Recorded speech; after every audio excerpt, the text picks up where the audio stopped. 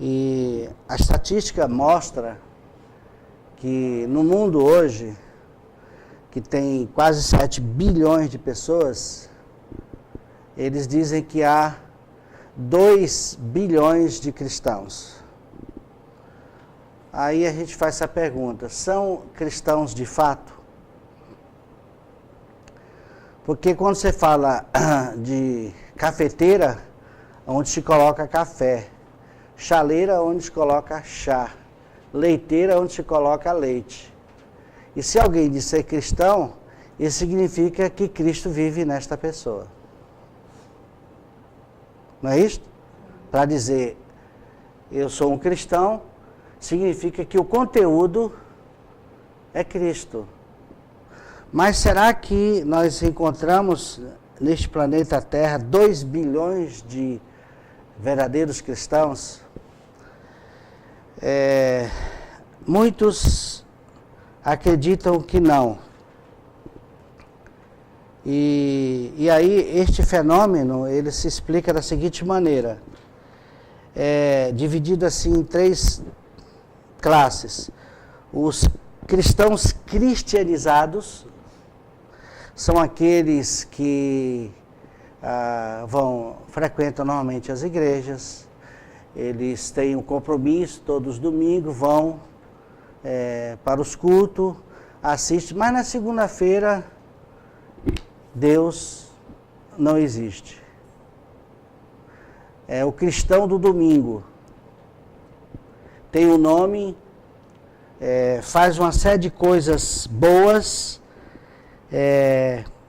confessam, mas são igrejificados.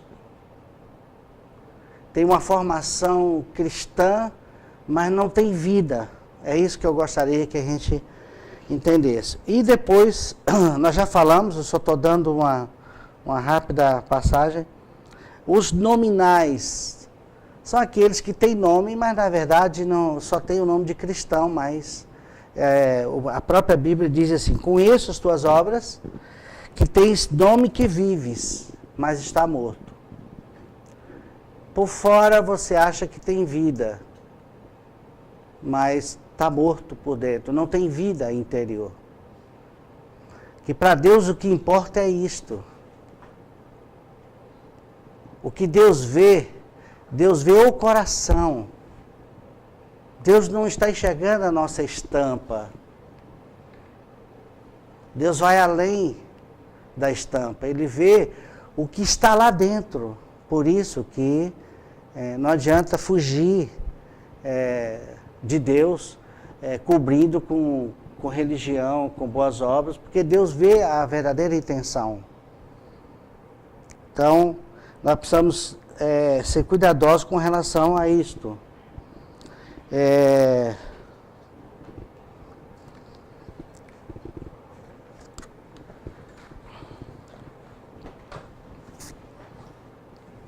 Bom, e como Deus vê o coração, Deus está vendo o coração, eu quero definir essa questão. O coração é o ponto, o lugar de encontro com Deus. O coração, acima de tudo, é onde Deus tem um encontro com o homem. O coração é o domínio da mente, da nossa faculdade pensante, dos nossos afetos, é a fonte de todas as nossas paixões e desejos. Enfim, o coração é a soma de tudo aquilo que somos por essência. Quando você tem uma forte emoção, normalmente a expressão é esta: o meu coração está quebrado, quebrantado. Quando nós falamos a palavra coração, estamos referindo ao nosso ser, aquilo que nós somos por essência. Não é simplesmente um órgão propulsor, mas é a nossa essência. Então, a palavra coração. Essa palavra coração também pode ser colocado dessa seguinte forma, semelhante ao ego, semelhante a velho homem, semelhante à carne. É a nossa essência, é isso que nós precisamos entender. Deus criou o homem perfeito, tanto fisicamente como emocionalmente, na sua alma, e espiritualmente. Nós fomos criados perfeitos por Deus. Depois da queda, a queda significa desobediência, o homem perdeu o contato com Deus. O nosso corpo está relacionado com o mundo materializado, contato externo. A nossa alma é a consciência de nós mesmos. E o espírito é a consciência de Deus. Quando o homem desobedeceu, ele perdeu a vida de Deus que estava no espírito. O contato que ele tinha com Deus era no espírito. E houve uma desobediência, isso é chamado de queda. Contudo, o espírito, morto com relação a Deus, ele ainda está dentro do ser humano. Mas o homem passou a viver com o seu corpo, lógico, sem corpo nós não estaríamos no planeta Terra, e usando a nossa alma para resolver as nossas dificuldades. Porque a morte é uma separação. Adão se separou de Deus por causa da desobediência. E essa separação foi transmitida para cada pessoa que nasceu, que vai nascer desde Adão. Então, significa que ninguém nasce com a vida de Deus. Ninguém nasce com a vida de Deus no Espírito. Mas ele tem um Espírito que está morto, mas está ativo com relação ao mundo. Tanto é que a possessão demoníaca se dá no Espírito.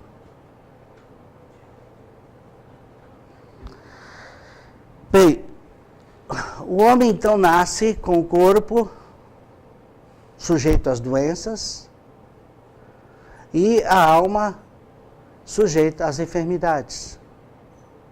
Porque o espírito está morto. As enfermidades, por exemplo, tristeza é uma enfermidade. Depressão é uma enfermidade. Amargura é uma enfermidade. Ansiedade é uma enfermidade. Você não vê. Tanto é que tem gente que se mata e fala, puxa vida, ele era uma pessoa tão alegre. Porque essa dor é invisível. Ela se dá na alma. A insegurança é uma enfermidade.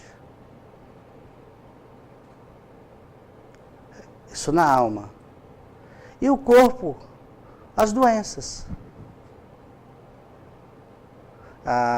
Muitas vezes, até isso no campo médico, há muitas doenças de origem oriundas da alma.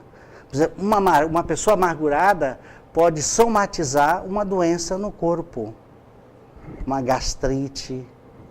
A ansiedade pode gerar aí uma enxaqueca. Irritabilidade é uma enfermidade, pessoas irritadas. Vem da alma. Porque o espírito não tem vida, ele não tem contato, não tem suporte de Deus no seu íntimo. Então o homem está alienado. Ele não tem comunhão com Deus. Nós nascemos assim. Então as enfermidades e as doenças físicas. Quando você olhar para uma pessoa com ansiedade, é enfermidade da alma.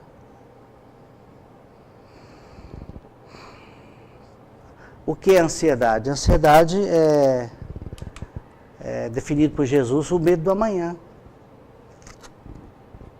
E as pessoas vivem assim. Alguém definiu a nossa era como a era do medo.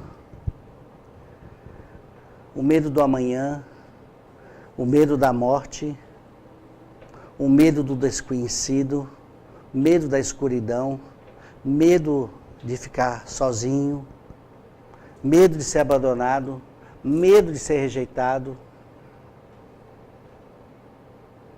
Então o medo tomou conta.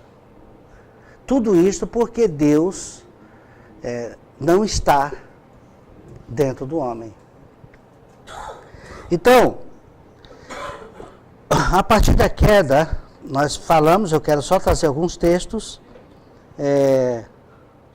Isaías 6:10, falando ainda do coração.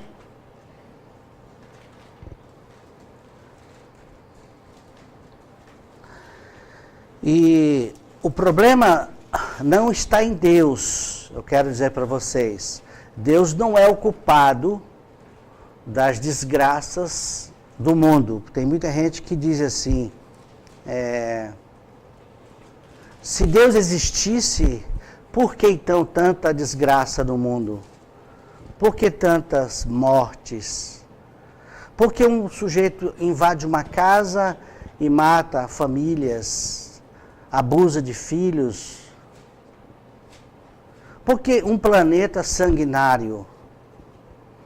Se você analisar bem, deveríamos chamar, não planeta Terra, um planeta sanguinário, sangue que se derrama desde a queda de Adão.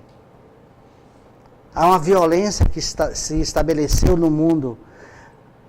E aí as pessoas, se Deus existisse, por que tanta miséria? Por que tanta fome?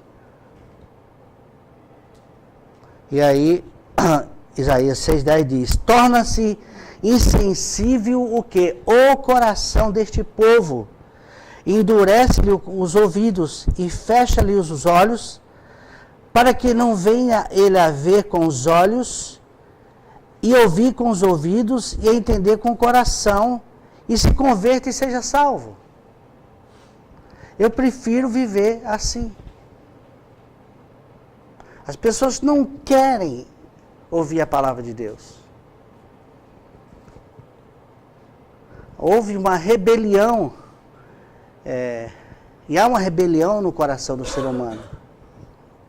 Jeremias 7:24, por que tudo isso? Então, quando alguém pergunta, onde está o problema? O problema está em Deus? Não. Está dentro do coração de cada pessoa que nasce no planeta Terra.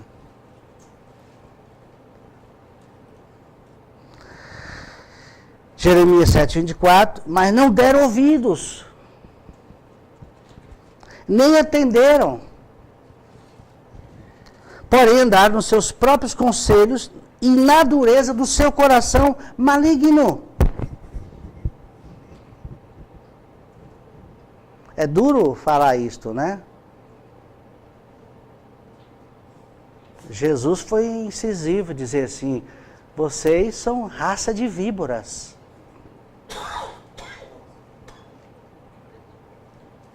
A nossa natureza, o nosso coração se tornou maligno, mau, duro, insensível. A nossa essência foi maculada. A gente sempre tem que lembrar que o problema do homem não é o que ele faz, mas aquilo que quem ele é.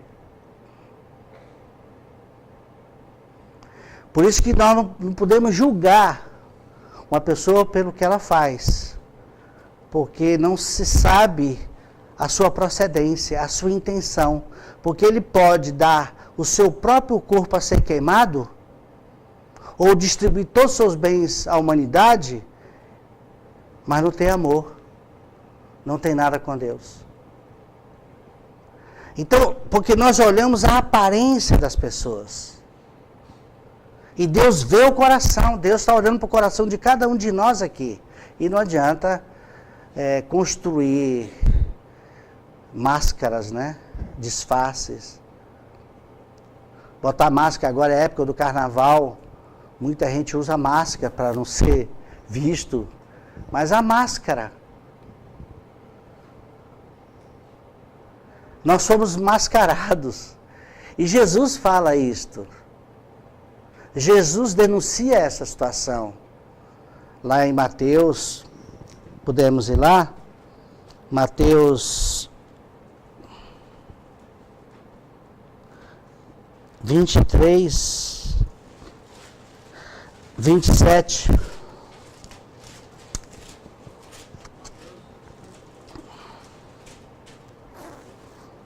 Nós somos um povo que gosta de usar máscara. Por exemplo, no campo da psicologia, os psicopatas, eles usam máscaras. A máscara é chamada sanidade mental. E nós usamos máscara de santidade. Nós queremos ser aquilo que por dentro não somos.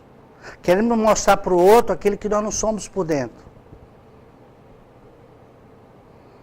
Por isso que na família você se conhece, né? O marido conhece a esposa ou vice-versa os filhos, porque não tem como mascarar dentro da sua própria casa. Mas em meios evangélicos, lugar próprio para usar máscara, as igrejas. Porque chega domingo de manhã, ele entra com toda a formalidade, com aquela cara de santo, graça e paz, e vai entrando, senta ali com aquela carinha de santidade, mas você não conhece a fera. Só quem conhece a fera, ou a esposa, ou o esposo, ou os filhos conhecem, de fato. Isso eu atendi, esse caso foi do menino. Ele tinha 17 anos, quando eu terminei de pregar numa igreja, ele falou assim, ele ficou me esperando o tempo todo lá fora. Aí o trajeto que eu ia fazer era um trajeto a pé, para a casa do meu irmão.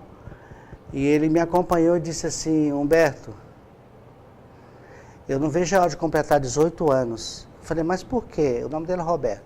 Por que, Roberto? Ele disse assim, porque eu não suporto mais essa religião do meu pai. Aquele homem que fez a abertura da escola dominical, o seu Antônio, é meu pai. Mas ele é um monstro dentro de casa, ele bate na minha mãe. Alguém contou para ele que eu estava vendo televisão, eu fiquei ajoelhado sobre tampinha de garrafa.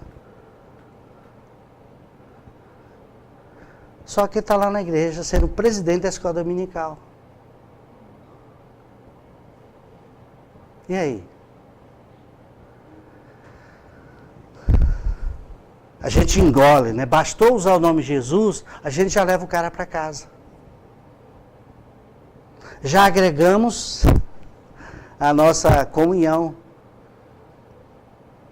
E aí Jesus fala, ai de vós, escribas, são, na linguagem de hoje, teólogos, fariseus, na linguagem de hoje, os membros das igrejas, hipócritas, porque sois semelhantes aos sepulcros caiados, que por fora se mostram belos, mas interiormente, no coração, na sua essência, estão cheios de ossos, de mortos e de toda imundícia. Quem denunciou isso foi Jesus. Ele que está falando. Ele até usa aí nesse mesmo... ele fala de muita hipocrisia, da hipocrisia fala de cegos, mas tem um aí que fala, que ele chama de serpentes. Está no mesmo T, 33. Ele diz o que aí? Serpentes. Raça de víboras.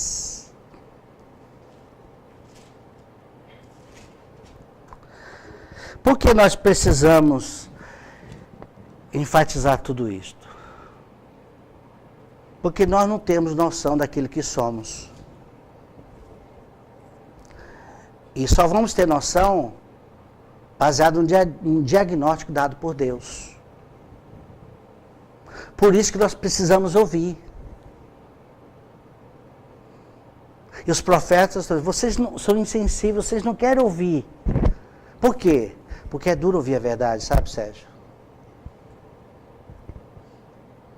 Por exemplo, se você não nasceu de novo, você é uma víbora. Eu estava assistindo um programa de televisão lá no canal lá, Discovery, estava lá um cara manuseando uma serpente, aquela serpente cuspideira, uma naja. Se não pica, joga o veneno à distância, que também cria problemas de pele. E quantas najas cuspidas dadas via telefone, via palavras? Você destrói o outro com palavra. Um pai pode falar assim, esse filho não presta para nada. Isso é uma cuspida de veneno na cara do filho. Você não vai dar em nada. Então nós precisamos ser cuidadosos até mesmo com aquilo que nós falamos. Porque nós podemos estar cuspindo veneno naquela pessoa mais próxima. Se você não nasceu de novo, você é uma víbora. Ainda que você não cuspa veneno, ainda que você não pique ninguém.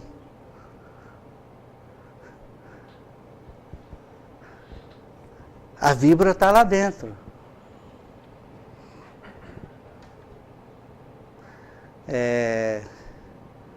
Uma serpente que nunca picou ninguém não é diferente daquela que picou 20.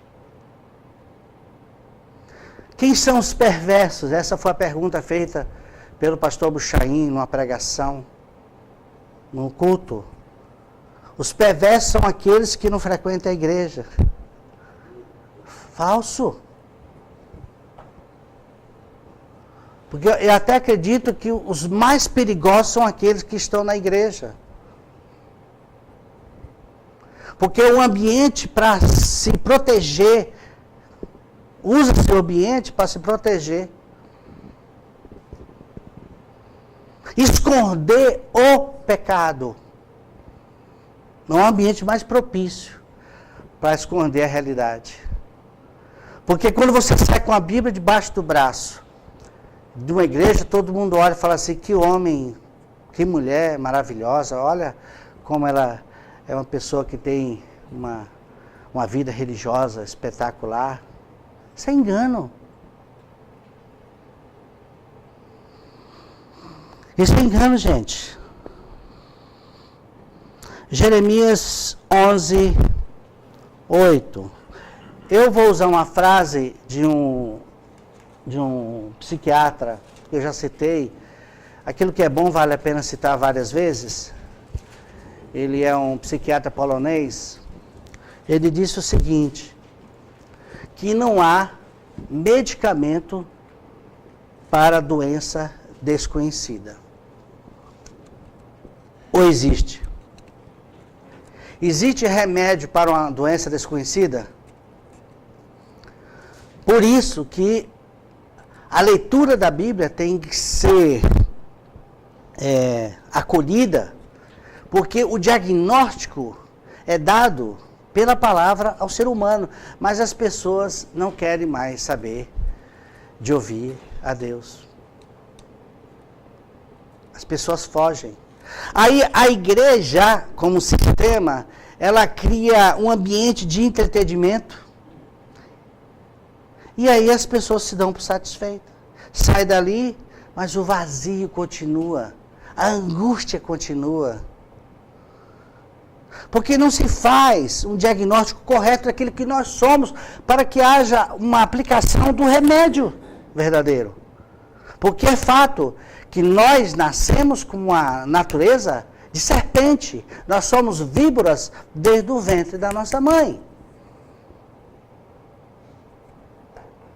Nós já nascemos, este coração que eu trouxe aqui no meu nascimento, era um coração maligno. Agora, é lógico que a criança tem seu espaço limitado enquanto criança, mas quando vai se tornando adulto, vai ganhando seu espaço, aí vai botando para fora aquilo que está lá dentro. Ou quando não, entra no sistema religioso e é oprimido, castrado, reprimido. Está lá dentro, mas quer estar lá fora. Eu fui num congresso, na época de carnaval, e um rapaz, fazendo estudo bíblico, era um retiro. O rapaz, e não era muito distante, aonde se passava o trio elétrico, ele falou assim para mim, Humberto, era lá que eu gostaria de estar, e não aqui. Eu gostaria de estar atrás do trio elétrico. A minha natureza puxa para ir para lá. Eu estou aqui por causa dos meus pais. Eles me obrigaram a vir para cá. É assim. Cristãos via força, pela força, né? A ideia da ideia em que você tem que fazer aquilo que o outro pede, que o outro faz. E assim, eu chamei Jeremias 11:8, mas não atenderam, nem inclinaram o seu ouvido. Qual é o problema do ser humano? Quem tem ouvidos para ouvir, ouça, as pessoas não querem ouvir. Antes andaram cada um segundo a dureza do seu coração maligno. Como é que Deus vai fazer o diagnóstico do ser humano? Pela palavra dele. Ele não tem outro instrumento a mostrar para você, Sérgio. Quando você me procurou lá atrás, que rodou Londrina atrás de uma solução para a tua angústia interior,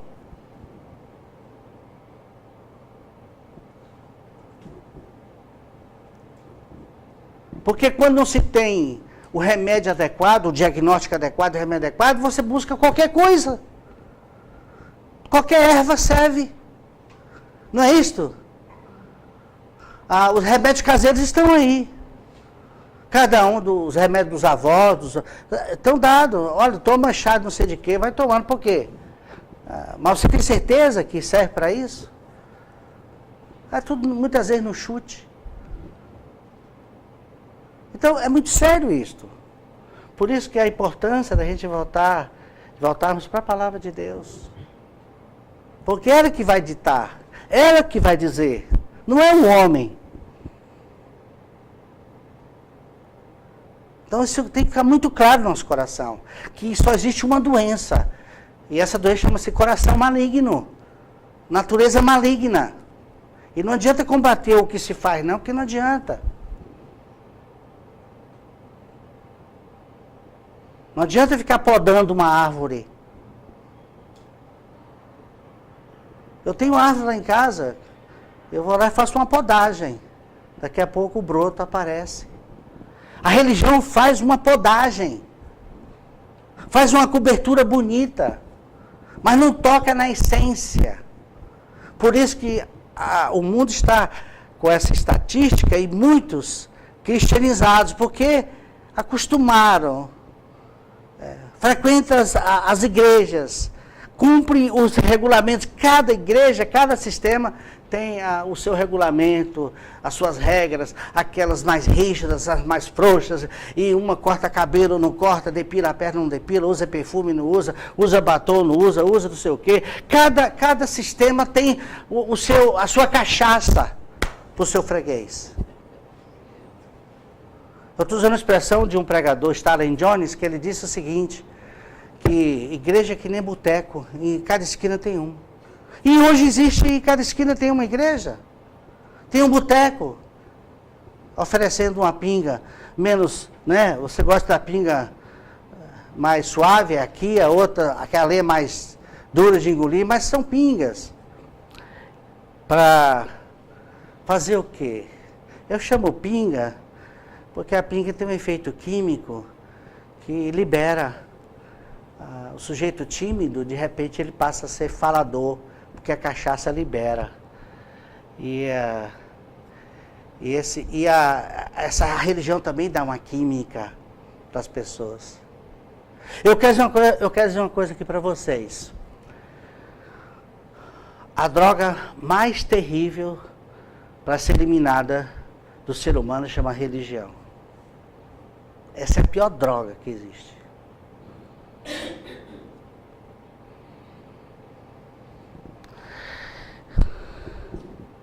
Segundo a dureza do seu coração maligno, pelo que fiz cair sobre eles todas as ameaças desta aliança, o qual lhes ordenei que cumprisse, mas não cumpriram. Não obedeceram. É assim, Deus está falando assim, Erdina, você nasceu com a natureza maligna, você tem um coração maligno, mas eu tenho um projeto, eu quero te dar um novo coração, eu quero trocar o seu coração. Aí ele ordena e você obedece. Porque Deus não vem aqui na terra se arrepender por você.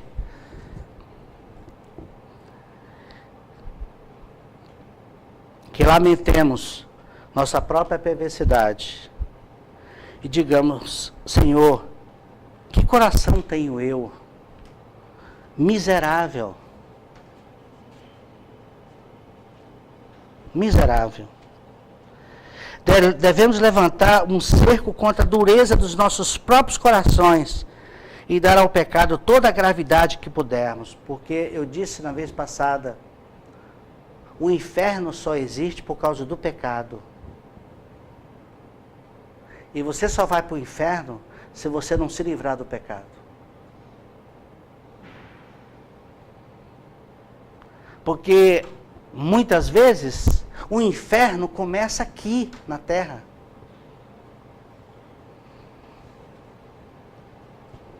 Tem lares que são verdadeiros inferninhos.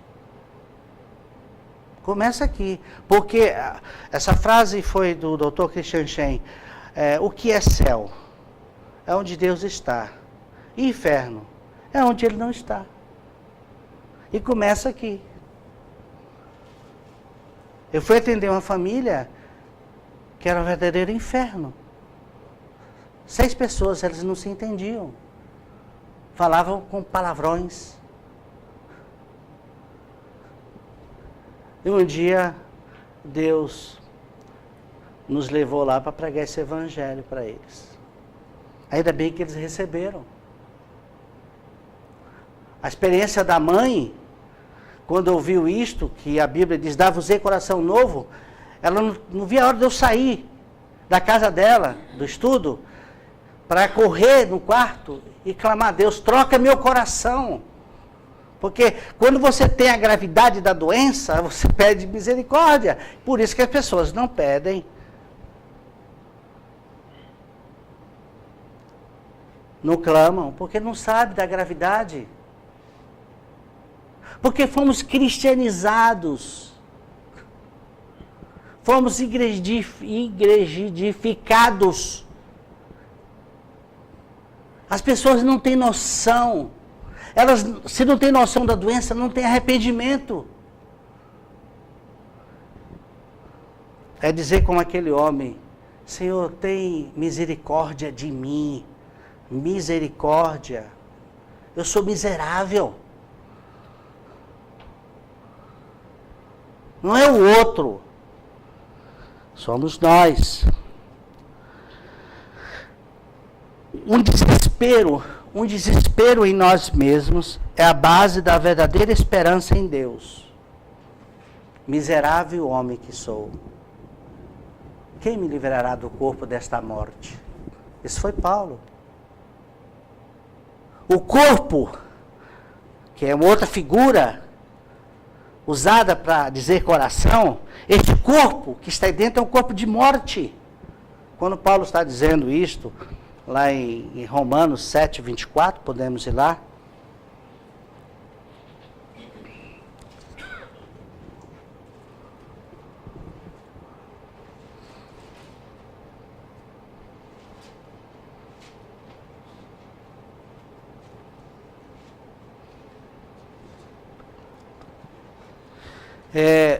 O que está dizendo? Desventurado homem que sou. Não é o que eu faço. Porque o que fazemos é decorrente daquilo que nós somos. Entendeu, gente? Então não fique condenando o que as pessoas fazem. O que elas são. Sabe o que Paulo está falando aqui? Ele está usando um quadro de uma punição na época romana. Era uma das. Vamos admitir aqui, eu vou dialogar com o Denis. Eu estou no período romano, se nós existíssemos lá. Se eu matasse o Denis, sabe o que seria a punição? Tem um nome tem um nome na lei romana sobre isso. Eu não me lembro agora. Era amarrado o corpo dele, eu vivo e ele morto, amarrado no meu corpo. E eu tinha que carregar o Denis morto, rua após rua, onde eu fosse. Quanto tempo eu teria de vida? Poucas horas, alguns dias, porque ele ia se decompor e com certeza eu ia ser afetado e morreria logo em seguida.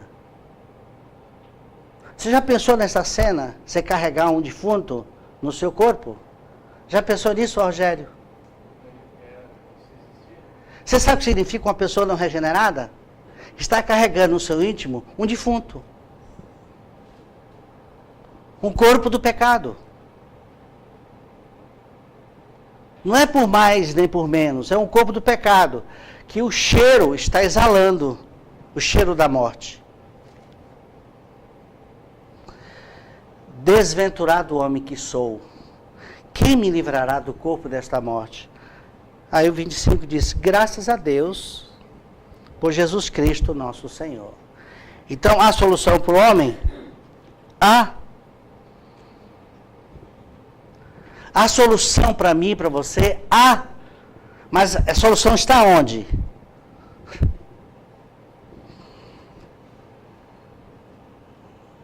Ezequiel 36, 26.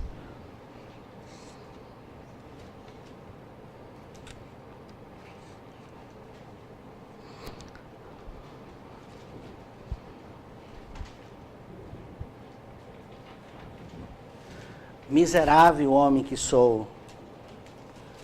Se você acha que, pelo fato de você não ter feito nada de errado,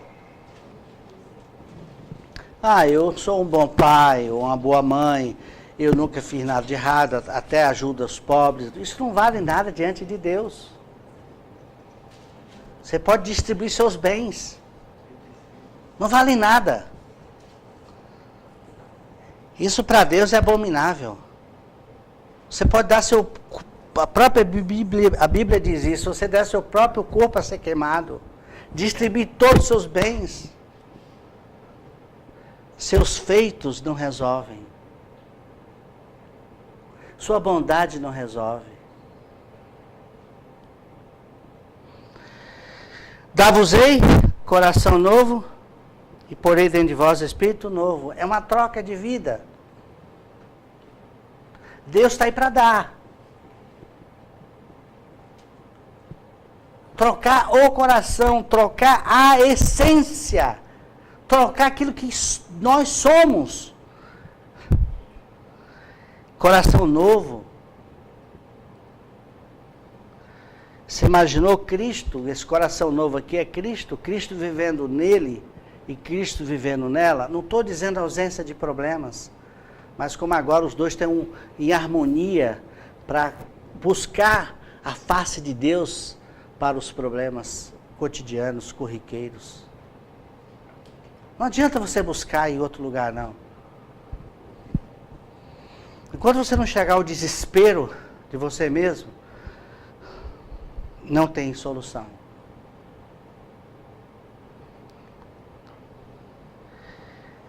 O Jeremias 24, 7.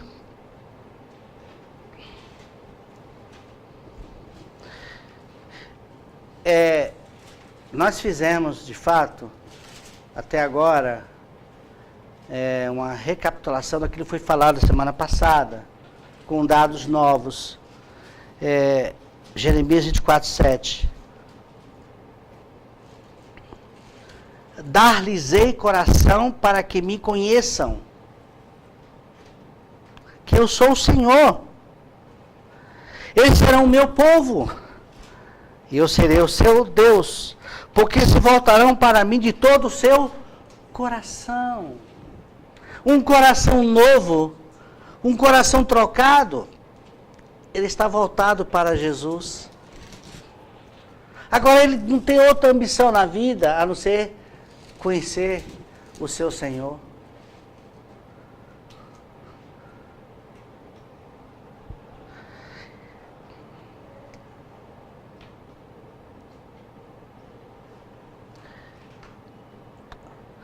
Bem, Deus precisa trocar nosso coração.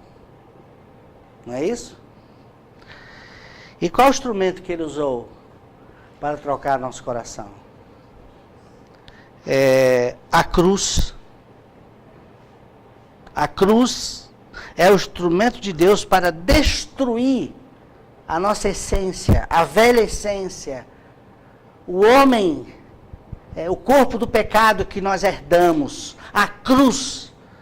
Quando o Daci hoje orou, falando o texto que o Filho de Deus se manifestou para destruir não só as obras do diabo, e a obra do diabo foi colocar dentro do ser humano a natureza perversa, lá no Jardim do Éden. A cruz é o instrumento de Deus para destruir, aniquilar, tirar de dentro de nós. É cirúrgico, é o bisturi de Deus. Ele entra, erradica, tira, aniquila o coração e coloca no lugar um novo coração, que é o próprio Senhor Jesus Cristo.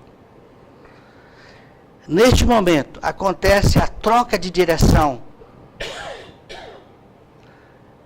a substituição de vidas. Quando você olha numa loja, está lá uma faixa muitas vezes, sob nova direção, porque houve uma troca da direção. É isso que Deus quer fazer. Vamos ler 2 Coríntios 1:9.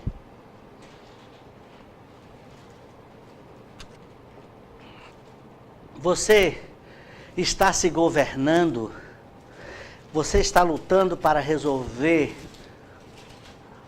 aquela dificuldade. Você está aí brigando com Deus, e muitas vezes nós brigamos, e você cansou, você não aguenta mais. Ontem, nós fomos no hospital, eu e a Juliana lá no hospital visitar o Dr. João Henrique. E quando eu fiquei ali do lado dele, eu não podia falar muito, cumprimentei e tal. E eu fiquei pensando uma coisa. Ele não pode fazer absolutamente nada por si mesmo.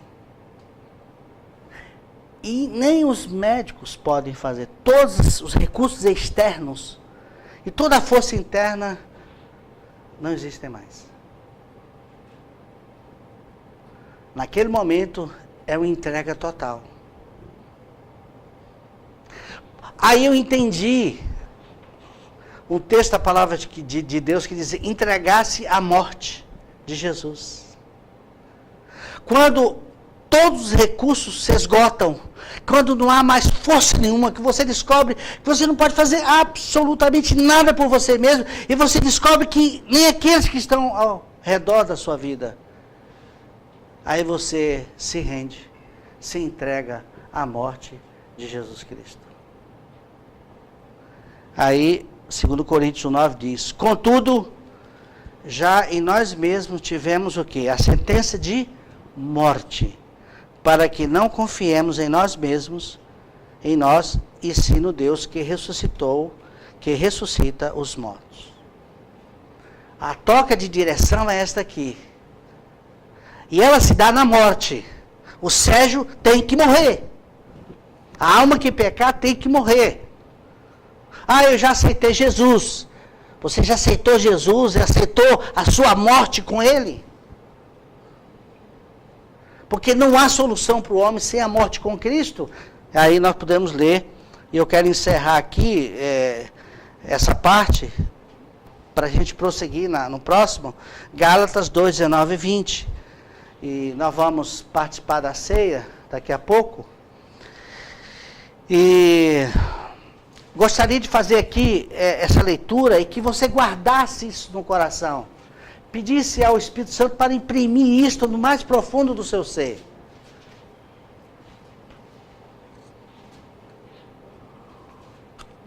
Eu quero dizer para vocês uma coisa. Graças a Deus que lá no céu não vai entrar batista, presbiteriano, metodista, católico, espírita, da assembleia, não vai entrar ninguém com esse rótulo. Só vai entrar lá no céu aquele que morreu com Cristo. Aquele que disse, eu confesso e aceito a minha morte. É a minha morte, Deus não tem outra. O remédio de Deus é a morte. Deus não vai trabalhar com este velho homem. Deus não vai modelar o velho homem. Deus não vai reformar o velho homem. Isto é, Deus não vai reformar o coração. Deus não vai limpar o coração. Não ore assim, ó, Deus limpa o meu coração. Deus vem para trocar o coração. E um coração novo. É uma vida nova. E se é uma vida nova, a Bíblia diz, porque eu, mediante a própria lei, 2, 19 e 20, morri para a lei a fim de viver para Deus. E estou crucificado com Cristo. Estou crucificado com Cristo. Por favor, se você até hoje só ouviu falar que Cristo morreu por nós, é metade da verdade. A verdade por inteiro, completa, é que eu morri com Ele. Ah, mas eu não sabia disso. Então você ficou sabendo hoje. Aqui ninguém agora pode ignorar. Pode dizer assim, eu não sabia. Agora vocês estão, em certo sentido, encrencados diante de Deus. Porque a palavra, ela tem dois propósitos. Ou você crê, ou você se rebela. Conforme aquilo que nós lemos. Não atenderam as minhas palavras. O ser humano pode fazer isso. Como nós lemos nos textos. Não atenderam as minhas palavras. Não deram ouvidos à minha palavra. E a Bíblia está dizendo, quem tem ouvidos para ouvir, ouça. Quem tem ouvidos para ouvir, ouça. Ouvir. Porque eu, mediante a própria lei, morri para a lei a fim de viver para Deus. Estou.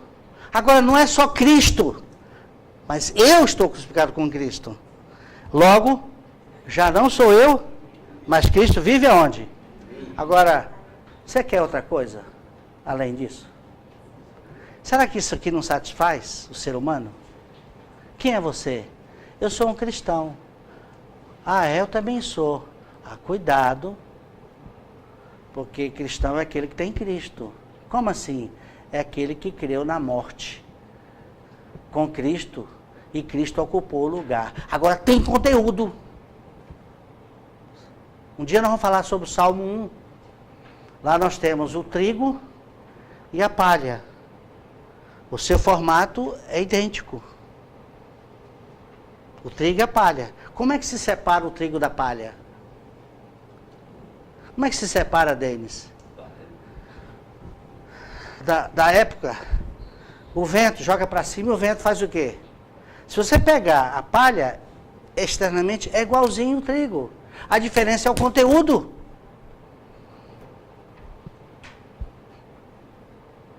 Mas você separa, é o vento. Tanto é que o Salmo fala assim, que o vento dispersa. Você joga a peneira e vai. Daqui a pouco você está só com um grão. Por isso que vem a peneirada de Deus.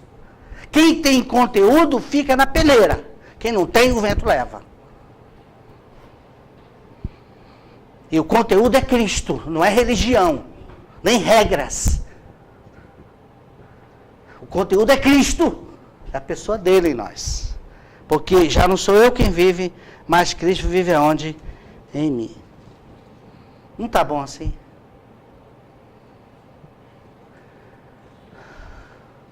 Porque os lares estão sendo destroçados. É falta de dinheiro? É falta de religião? Não. É falta de Cristo. Mas o lar onde tem Cristo, tem perrengue? Tem. Mas eu disse, é um perrengue onde você descobre que tem uma pessoa que pode resolver, que é Cristo. Porque agora você conta com a presença de Deus no seu íntimo. E você pode buscá-lo. Porque o ponto de encontro do homem com Deus é no coração. É lá no íntimo.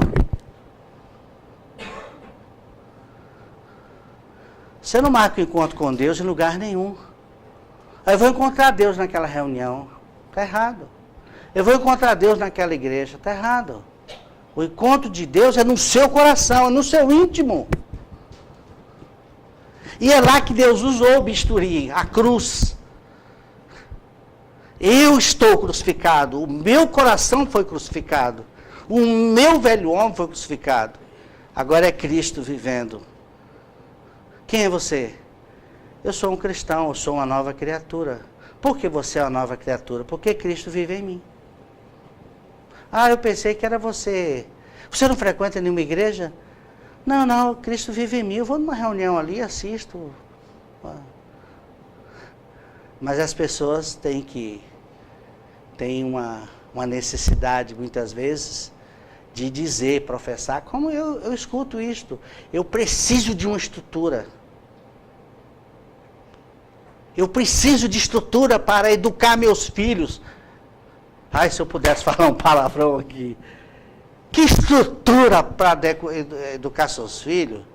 É você, pai, que educa o seu filho.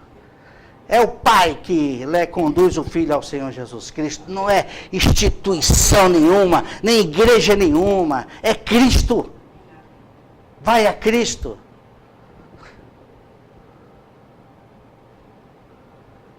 É a cultura que nos adoeceu. É cultural hoje ir nas instituições, nos sistemas, e chega domingo, elas lotam, mas segunda-feira as pessoas vivem como Deus não existisse. Sem nenhum compromisso. Mas a verdadeira experiência, e os verdadeiros adoradores o adoram em espírito 24 horas por dia. Os egregidificados e os cristianizados dependem de uma reunião. Os verdadeiros não dependem de reunião. É do Espírito no seu íntimo que atua.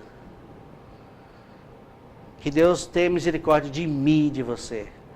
Gente, se você não tem noção disso, peça a Deus, clame a Deus, clama-me, responder-te-ei. E anunciar-te-ei coisas grandes que não sabes. Clame ao Senhor Jesus Cristo. Vá na face dele. Faça que nem Jacó. Eu não te largarei enquanto tu não me abençoares. Eu quero um coração novo. Eu quero uma vida nova. Chega de engano de religião. Amém?